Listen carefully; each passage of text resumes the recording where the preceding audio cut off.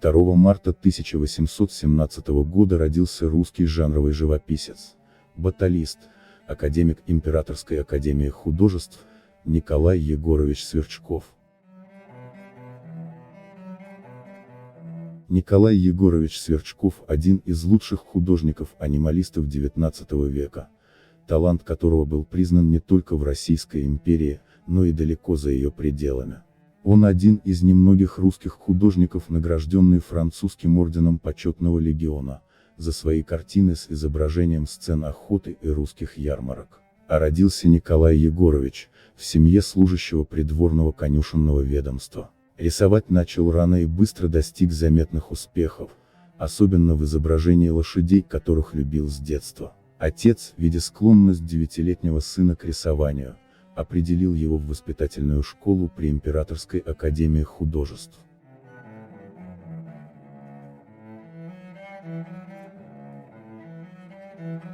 В Академии художеств Николай проучился всего 1,5 года, слабое здоровье не позволило ему продолжить учебу. В дальнейшем Сверчков серьезно занимался художественным самообразованием, изучал работы мастеров живописи, постоянно рисовал. Упорный труд и врожденный талант позволили художнику самостоятельно достигнуть небывалых высот в изобразительном искусстве, обретая все больший почет и признание современников. На ежегодной академической выставке 1844 года, его произведения на темы русского народного быта впервые обрели всеобщее внимание. А этот случай на дороге, написанный еще в 1940 году, представлена на выставке 1852 года, принесла художнику звание академика. И буквально уже через 3 года был удостоен профессорского звания. К этому времени приобрел известность, рисовал породистых лошадей и собак, охотничьи сцены, ухарские тройки, жанровые сюжеты с участием лошадей среди зимних пейзажей.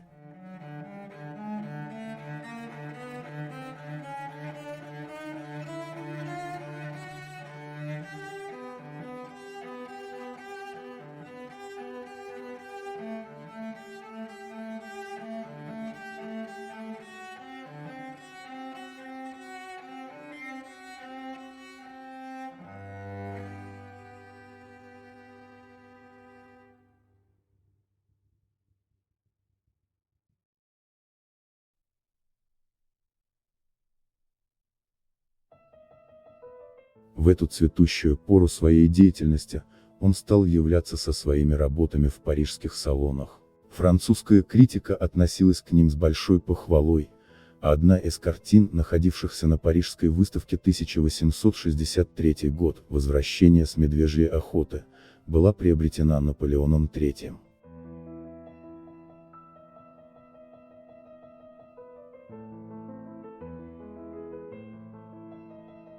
Кисти Сверчкова принадлежит один из лучших конных портретов русского императора Александра III.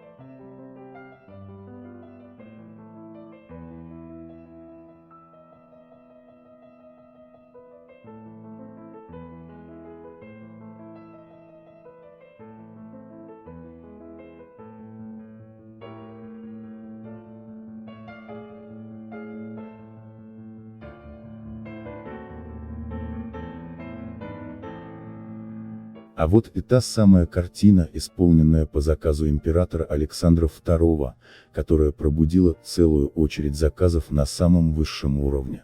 Сверчков стал столь популярным, что даже персидский шах Насер ад-Дин просил у художника написать свой конный портрет. Конечно же, та слава, как уникального художника лошадей, сделала Сверчкова необычайно популярным в кругах русских коннозаводчиков.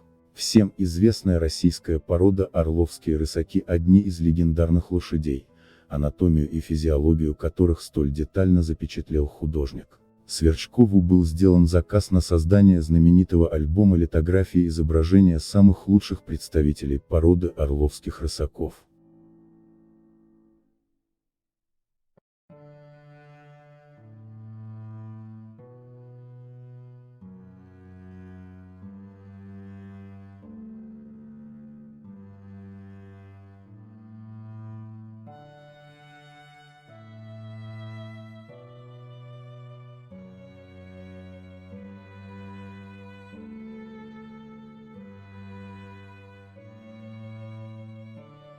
Сколько в его картинах движения, сюжета, не картина, а целое кино разворачивается перед зрителем.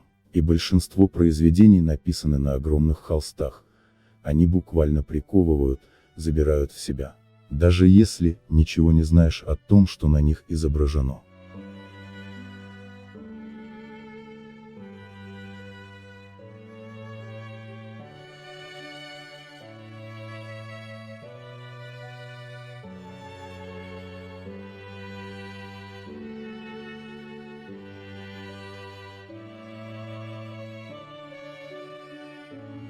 Огромное влияние на живопись Сверчкова оказал знаменитый русский поэт Николай Некрасов.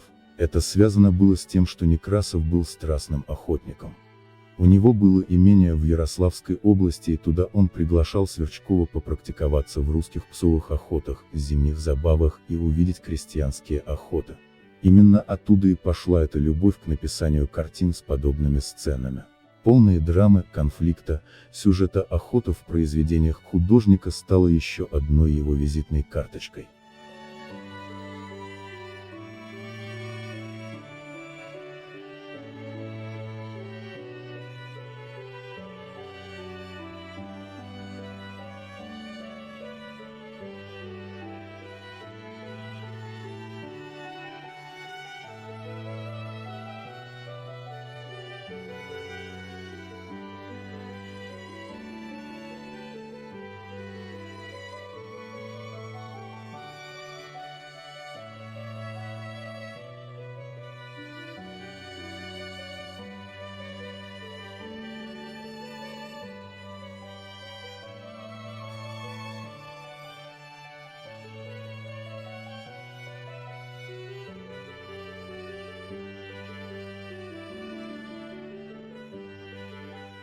Картина «Охота на волка» — не просто огромное завораживающее полотно, но еще и любопытный исторический документ, весьма детально показывающий финал охоты на так называемого «красного зверя». Под этим эпитетом подразумевалась охота на лису или на волка, и состояла она из нескольких этапов. На картине мы видим последний этап: зверь добывается живьем, ему скручивают лапы. В целом охота – весьма комплексное мероприятие, этапы которого строились по строгим научным правилам. На первом плане мы видим главного егеря, чуть дальше команду его помощников на специально обученных, подобранных лошадях, а также свору охотничьих борзых, гончих собак.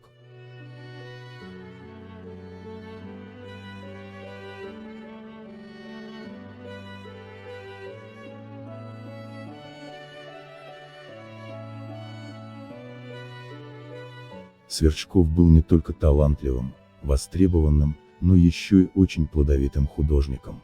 Причем его творчество вполне могло быть весьма разносторонним. Я хотел бы показать тут еще несколько более редких картин великого мастера.